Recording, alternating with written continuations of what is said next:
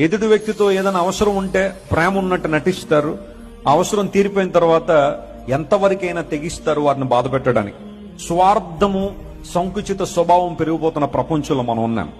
ఒక చిన్న నింద నీ మీద పడగానే, ఒక చిన్న ఒంటరితనం గుండా నువ్వు వెళ్లాల్సి వచ్చినప్పుడు, లేదా ప్రజలు నేను రిజెక్ట్ చేసినప్పుడు, నీకు క్యాలిబర్, నీ ఓల్ట్ని తక్కువ చేసి మాట్లాడినప్పుడు ఎందుకు కృంగిపోతున్నావు?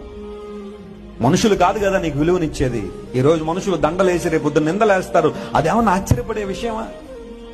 ఈ రోజు నేను బాగా పొగిడిన వాడే, ఏదో అవసరం ఉందని నిన్ను పొగిడిన వాడే రేపొద్దు నేను నడి రోడ్డు మీద తీసుకొచ్చి అవమానించే పరిస్థితులు రావా? వస్తాయి. మనుషుల ఒపీనియన్స్ మీద, వాళ్ళ యొక్క వాలిడేషన్స్ మీద ఎందుకు నీ జీవితాన్ని కట్టుకుంటున్నావు? Trust God. నీ మీద నిందలేసి, అవమానాలేసి, భయంకరంగా నీ గురించి మాట్లాడి, నిన్ను సమాజంలో చెడ్డ చేయాలని ప్రయత్నం చేసి ఎంతో మంది నిన్ను విడిచి వెళ్ళిపోయే పరిస్థితుల్లో మనుషులందరూ నిన్ను వదిలిపెట్టి వెళ్ళిపోవచ్చు. ఇన్ఫాక్ట్ నువ్వు ఎవరినైతే ఎక్కువ ప్రేమిస్తావో, వారు లేకుండా ఉండలేనంటావో, వారు కూడా ఏదో ఒక రోజు నిన్ను విడిచిపెట్టి వెళ్ళిపోవచ్చు నిన్ను అవమానించే. But God will never leave you. దేవుడు ఎప్పుడు నిన్ను వదిలిపెట్టాడు. ఆయన